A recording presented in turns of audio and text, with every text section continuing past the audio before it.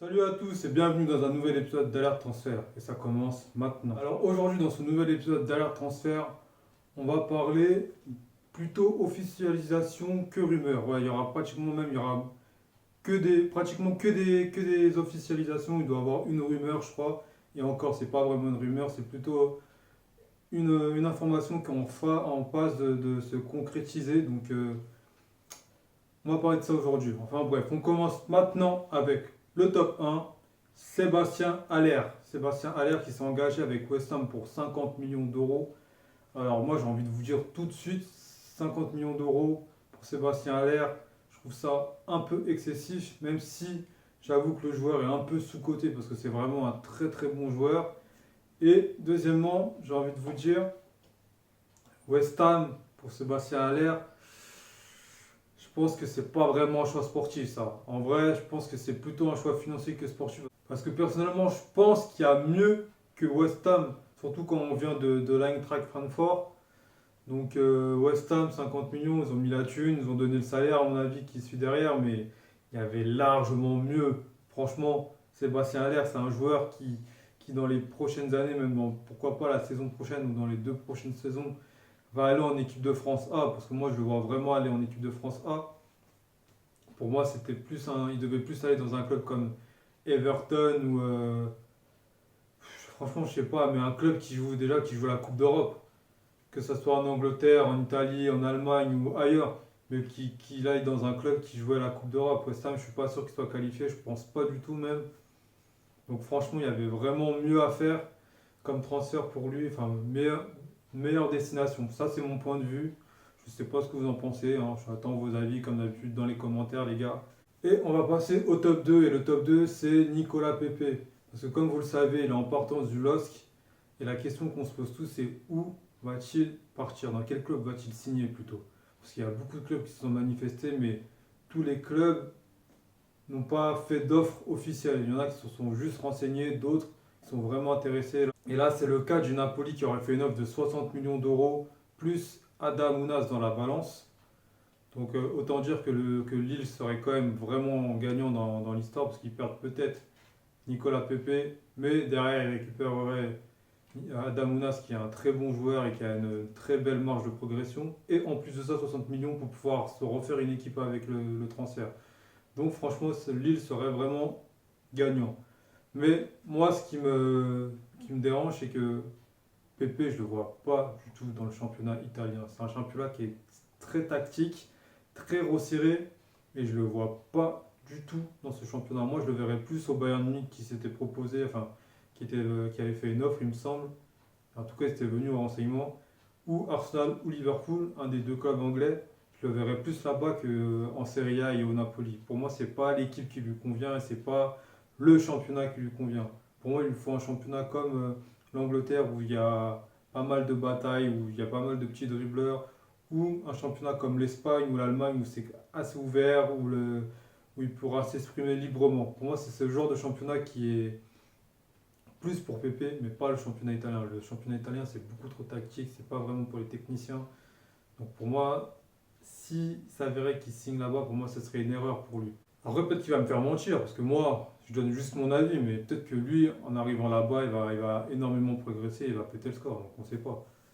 Donc voilà, maintenant, j'attends votre avis, comme d'habitude, vous connaissez la chanson. On passe au top 3. Le top 3 qui est Kieran Trippier, ça a été officialisé, oui.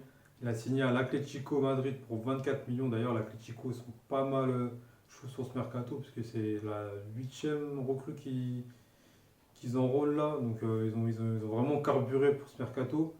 Et pour moi, Kieran Trippier, c'est la bonne pioche de l'Atlético. Il y a rien d'autre à dire. Trippier, c'est un joueur qui est jeune, il a une marge de progression, elle est énorme. Il a fait de très belles saisons à Tottenham, qui était pour moi l'un des meilleurs joueurs de l'équipe d'ailleurs. En équipe d'Angleterre, il a été monstrueux. Je me rappelle de sa Coupe du Monde où il a vraiment pété le score.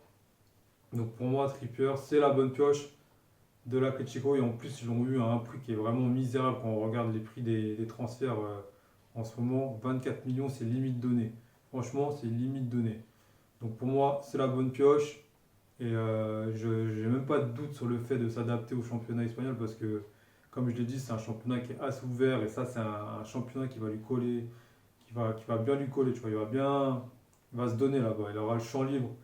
Donc ça m'étonnerait même pas qu'à la fin de la saison, on le voit dans l'équipe type de la saison. Voilà. Et maintenant, on passe au top 4. Le top 4 qui est Benjamin Lecomte. Bah, il faut faire un peu de Ligue 1 quand même, hein. On va pas parler que des championnats étrangers. Benjamin Lecomte qui s'est engagé à Monaco pour 13 millions. Pour moi, ça c'est aussi cadeau. Enfin, 13 millions plus des bonus. Ça n'a pas filtré. On ne sait pas exactement le montant du transfert, mais c'est un tout petit peu plus que 15 millions. Mais c'est 13 millions plus des bonus. Voilà. Bon, Benjamin Lecomte à Monaco. Moi, le supporter de Monaco, je peux dire que je suis vraiment heureux qu'on ait recruté un gardien parce que depuis 2 ans, on se tape sous Basic. J'ai rien contre le gars. Il a fait ses saisons où il était propre. Mais depuis 2 ans, c'est plus trop ça. Son ratio, je crois, c'est une frappe, un but à chaque fois. Et surtout qu'on lui frappe sur son côté droit, ça fait mouche à chaque fois. Donc avoir un gardien qui sort également sur les corners, sur les coups francs, ça va nous rassurer parce que Subasic, quand il y avait un coup franc indirect ou un corner, c'était limite un penalty. Donc là, ça va vraiment nous faire du bien d'avoir un vrai gardien. Benjamin Lecomte, pour moi, il a fait le bon choix. Bah, après, je ne pourrais pas dire le contraire parce que là, je ne serais pas vraiment neutre. Mais pour moi, il a fait le bon choix. Il va encore progresser. Et pourquoi pas jouer à la Ligue des Champions l'année prochaine avec un bon gardien et une bonne équipe. On verra. Donc voilà, donnez votre avis, c'est très important les gars. Et maintenant, on va passer au top 5. Et le top 5, c'est le possible transfert de Nabil Fekir au Betis Séville. Aux dernières nouvelles et à l'heure où je vous parle, il n'avait pas encore signé, mais ça s'est annoncé très très chaud. On parle d'un montant compris entre 30 et 40 millions. Donc là, à mon avis, vous le savez déjà, vu ma tête, c'est pas très positif, hein, puisque pour moi, 30 à 40 millions, ils font peut-être un bon coup parce qu'il lui reste qu'un an de contrat. Donc le transfert, c'est quand même assez haut, je trouve. Mais moi, ce qui me dérange, c'est le fait qu'il signe au Betis Séville. Nabil Fekir, il a le niveau pour jouer dans n'importe quel grand club. Même s'il n'est pas titulaire, il serait obligatoirement dans une rotation. C'est un joueur qui a beaucoup de talent. Donc pour moi, le voir signer au Betis Séville, c'est comme si il venait de signer dans la catégorie éternel espoir. Pour moi, c'est ça. Ça va être l'éternel espoir de l'équipe de France, comme tant d'autres avant lui. Et pour moi, c'est du gâchis. Moi, je l'aurais vu dans un club comme Liverpool, par exemple, où il aurait pu passer un palier et gagner des titres. Et même dans un club comme Arsenal, il aurait pu faire du bien à l'équipe. Je l'aurais vu dans une équipe beaucoup plus huppée que le Betis Séville. Pour moi, signer au Betis Séville, pour moi, c'est du gâchis. C'est comme s'ils suivaient les traces de Ben Arfa pour moi. Là, c'est pareil. C'est comme suivre les traces de Ben Arfa. Je ne veux pas insulter le Betis Séville parce que c'est quand même une bonne équipe de Liga, mais c'est pas un standing de fou non plus. Pour moi, Nabil Fekir mérite mieux que le Betis Séville. Après, ça reste mon avis. Je le répète, ça reste vraiment mon avis. Mais pour moi, c'est vraiment du gâchis. Voilà, il fallait que je le dise. Comme c'était la 10e vidéo, je me suis dit, je vais vous faire un top 5. Mais là, pendant que je vous parlais, il y a une autre info qui m'est revenue en tête, donc je vais vous faire un top 6. Et là, je fais un total impro, je ne vais pas vous mentir. Total impro, c'est le transfert de Nkunku au RB Leipzig. Je ne sais pas si on dit comme ça. Si je ne dis pas de bêtises, il a signé pour 15 millions, il me semble, 15 millions. Pour moi, c'est quand même un bon coup que le club allemand vient faire parce que à Paris, il était pris dans la rotation, mais je pense que ce joueur, si on le fait jouer beaucoup plus souvent, il peut vraiment progresser. Il a une vraie marge aussi également. Je sais que je dis souvent ça quand je parle d'un joueur qui a une vraie marge, mais c'est pas pour faire comme tous les journalistes de l'équipe ou des trucs comme ça qui disent ouais, il a une belle marge. Non, non, c'est la réalité des choses. Pour moi, Nkunku, il a vraiment une bonne marge. Il peut vraiment progresser, ça peut devenir un très gros joueur. Après, il n'atteindra peut-être jamais la barre la catégorie des Mbappé, des Jadon Sancho, tout ça, mais pour moi, il a une vraie marge et ça peut vraiment devenir un très bon joueur. Leipzig, là, pour 15 millions, ils ont fait un bon coup, mais Paris, ils sont pas cons. Ils ont mis quand même une petite clause de pourcentage à la revente, donc s'ils le revendent cher, Paris aura son petit gain, tout le monde sera gagnant et une coup de coup.